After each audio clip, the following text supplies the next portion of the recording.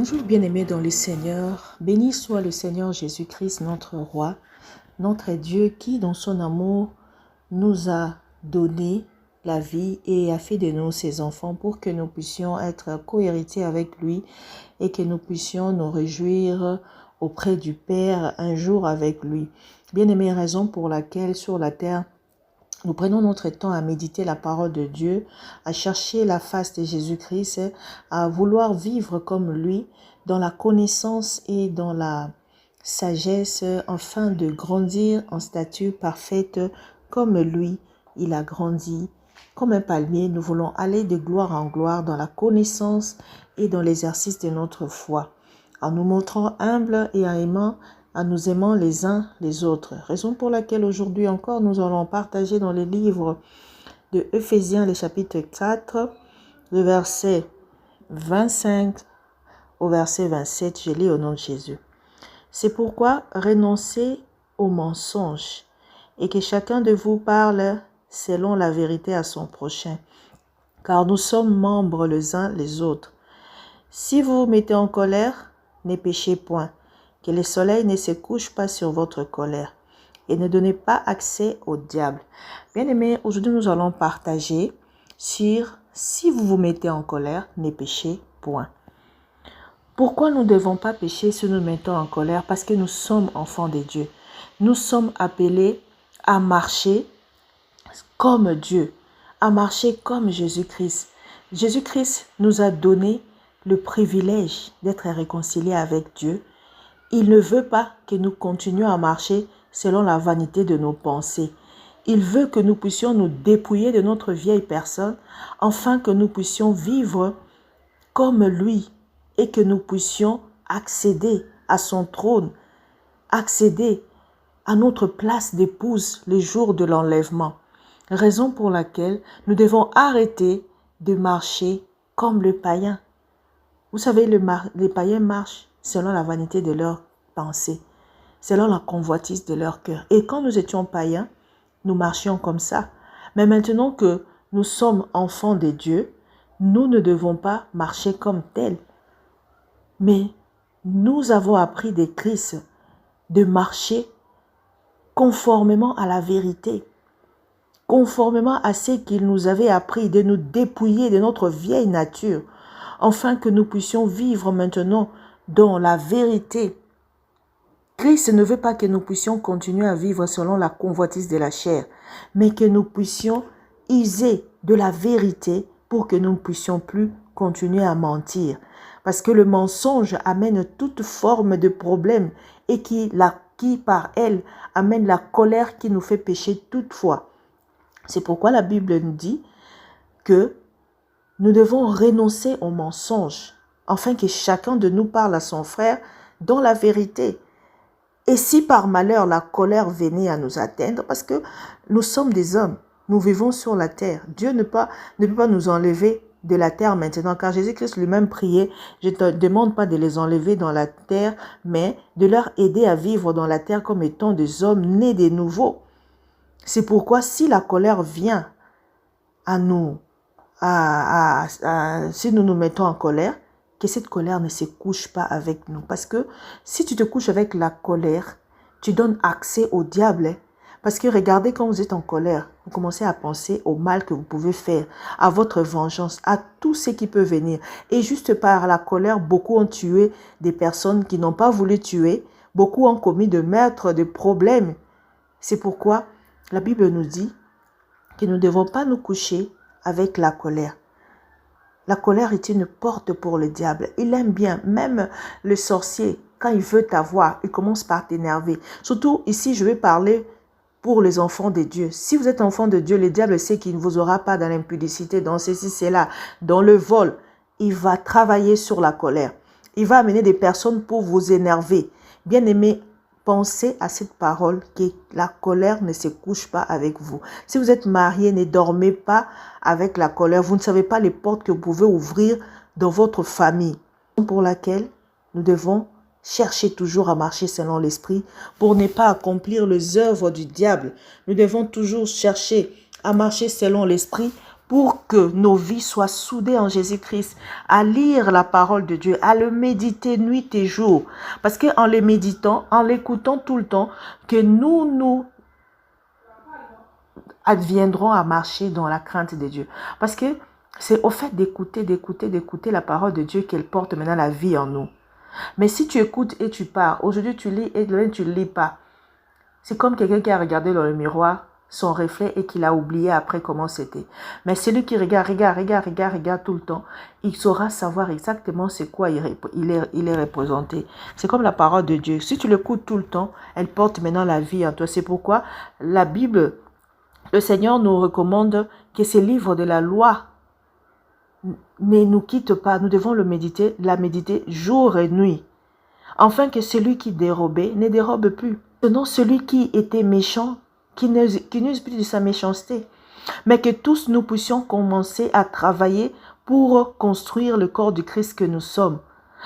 Que tout celui qui volait, qu'ils arrêtent de voler, qu'ils cherchent maintenant un travail pour qu'ils commencent à travailler et à son tour de commencer à donner celui qui est dans le besoin. C'est cela, la communion que Dieu veut que nous puissions avoir. Nous devons tout faire pour ne pas attrister le Saint-Esprit. Maintenant que tu as reçu Jésus-Christ comme ton Seigneur et ton Sauveur, sache que Dieu habite en toi. Il t'a scellé avec son esprit. La Bible dit, lorsque nous venons à Dieu, lorsque nous devenons enfants de Dieu, il nous scelle du Saint-Esprit, comme les arrêts, comme nos entrailles. Bien-aimé, tout ce que tu fais en mal, tu attristeras le Saint-Esprit.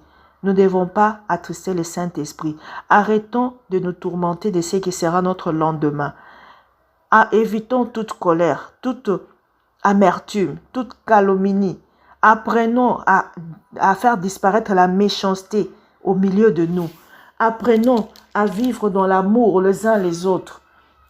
Nous devons apprendre à compatir aux souffrances des autres comme dans un corps. Nous pardonnons réciproquement. Parce que Dieu nous a pardonné, afin que nous aussi nous puissions pardonner. Nous devons vivre en paix dans le corps de Christ pour que nous tous, nous puissions nous exceller par l'édification des uns des autres. C'est pourquoi, comme nous sommes dans le corps, bien-aimés, travaillons en sorte que nous ne puissions pas nous mettre en colère. Travaillons en sorte que nous puissions user de patience les uns les autres, pour que la colère ne trouve pas de place dans nos cœurs. La colère, c'est le péché favori que le diable vient mettre dans la vie des enfants de Dieu. Parce qu'il sait qu'ils vont pas être des ivrognes, ils vont pas être des impudiques, ils vont pas voler, ils sont des hommes droits. Il va t'amener à te fâcher tout le temps. Et aujourd'hui, si tu attends la voix de Dieu, évite toute forme de colère. Si tu commençais à aller dans ce terrain-là, ferme toutes ces portes-là, afin que ta vie soit gardée en Jésus-Christ et que tu continues à monter de gloire en gloire. Nous allons prier au nom de Jésus-Christ. Éternel Dieu de gloire, merci Seigneur Jésus.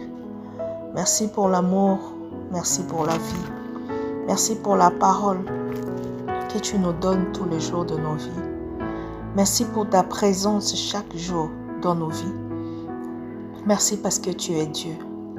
Seigneur, tu veux que nous soyons des personnes douces, que nous puissions vivre dans la douceur, dans la patience, que les fruits du Saint-Esprit nous caractérisent. C'est pourquoi je m'aurais prié ce matin pour mes frères et sœurs qui, Seigneur, continuent à être des colériques. Autrefois, j'étais très colérique, mais dans ton amour, tu m'as cherché, tu m'as trouvé, tu m'as lavé, tu m'as réconcilié avec moi-même. Tu m'as réconcilié avec ma famille, tu m'as réconcilié avec toi et tu as fait de moi ton enfant pour que je ne puisse pas me perdre au jour de l'enlèvement. Fais cela pour mon frère et ma sœur qui se reconnaît aujourd'hui être en parfaite harmonie dans beaucoup de choses mais qui n'arrive pas à se séparer de la colère.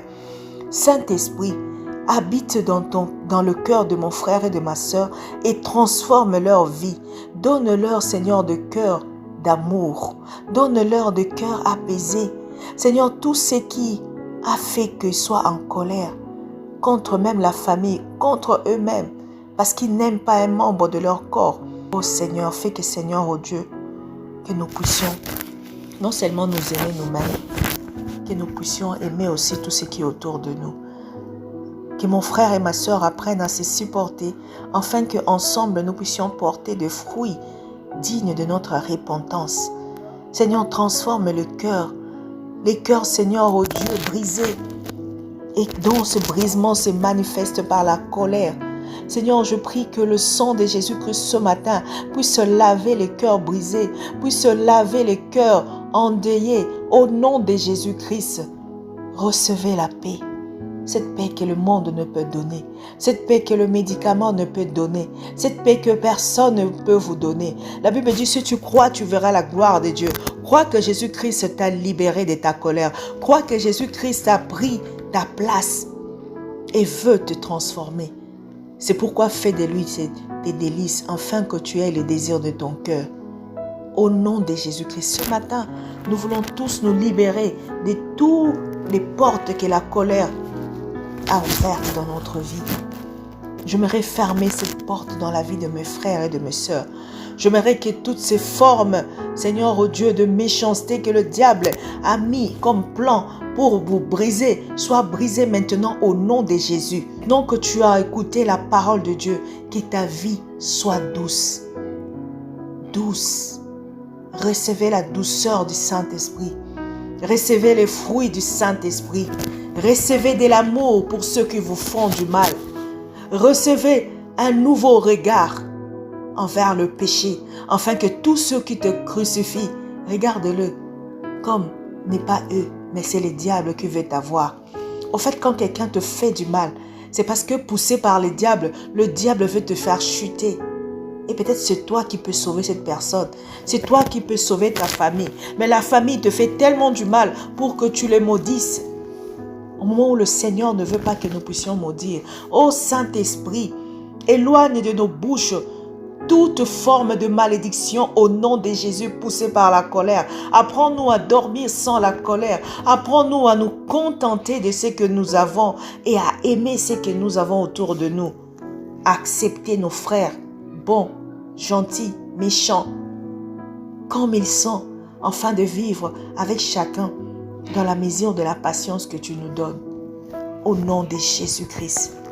Saint-Esprit, laisse que, Seigneur, oh Dieu, nos vies soient transformées en hommes nouveaux, afin que, colériques que mes frères, mes sœurs étaient, que demain nous soyons des hommes parfaitement changés, que ceux qui entendent cette parole soient transformés en un instant au nom de Jésus. Que l'amour de Jésus-Christ pénètre leur cœur, que la paix de Jésus-Christ pénètre leur cœur au nom de Jésus-Christ. Saint-Esprit, regarde tout ce qui nous manque comme fruit et donne à chacun, dans la mesure du possible, ce qui est bien pour lui. Car c'est toi qui distribues les dons, c'est toi qui distribues les fruits, au nom de Jésus-Christ. Merci Seigneur pour cette journée où tu as renouvelé la patience en nous, où tu as renouvelé l'amour, où tu as renouvelé, Seigneur, la douceur, où tu as renouvelé tout pour que nous puissions, Seigneur, être des vrais représentants de Jésus-Christ sur la terre. Merci, Père, pour tout ce que tu fais pour nous en ces jours, pour tout le foulard à la pointe de nos pieds que tu nous as donné en possession, pour tout ce que nous touchons, tout ce que nous mangeons, peu importe les tribulations, tous les vents contraires qui soufflent sur la terre, tu fais exception de tes enfants, car nous ne serons jamais atteints. Merci, Seigneur Jésus-Christ. Amen.